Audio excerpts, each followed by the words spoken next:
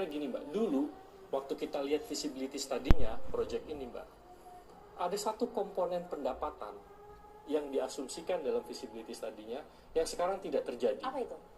Namanya transit oriented development. Jadi ada di Hong Kong apa sih, itu kan di sekitar stasiun ada banyak apartemen segala macamnya. Nah, itu ada kontribusi yang diberikan kepada proyek KCC ini. Nah, cuma waktu kita pelajarin feasibility study-nya, kok ya misalnya ada kontribusi revenue, tapi investasinya siapa yang berinvestasi, bagaimana bisnis modelnya itu nggak ada penjelasan gitu. Jadi kita lihat, wah ini udah pasti ini nggak akan kejadian. Dan kalau kita lihat benchmark ya, BSD gitu ya Mbak, BSD kan salah satu pembangunan kota ya, itu kan udah mulai tahun 80-an sampai sekarang berkembang masif gitu ya. Jadi bukan butuh waktu 3-4 tahun menumbuhkan hal seperti itu.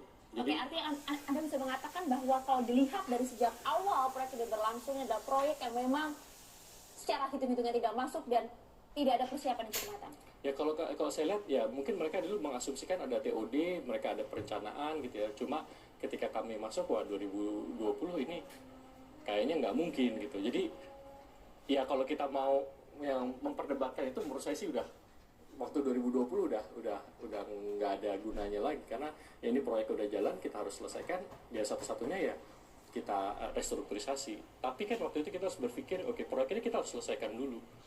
Ya selesaikan, jadi baru kita sampaikan ini harus restrukturisasi gitu. Dan karena ini B2B Mbak, tadi ada kepentingan pihak Tiongkok dan dia juga harus menanggung hutangnya, ya kita sama-sama. Jadi bukan hanya Indonesia, tapi pemegang saham dari Tiongkok juga harus bernegosiasi dengan pihak bank untuk melakukan restrukturisasi utang ini. Gitu. Karena itu tadi perjanjian B2B di Iya, awal. Oke, iya. termasuk juga banyak kemudian simpang siur. Berapa sih sebenarnya beban utang dari kereta cepat Wulf ini? Ada menyampaikan sekitar 54 miliar, bahkan ada yang menyebut 116 miliar. Berapa angka yang pasti Mas Aryo? Saat tadi jawab.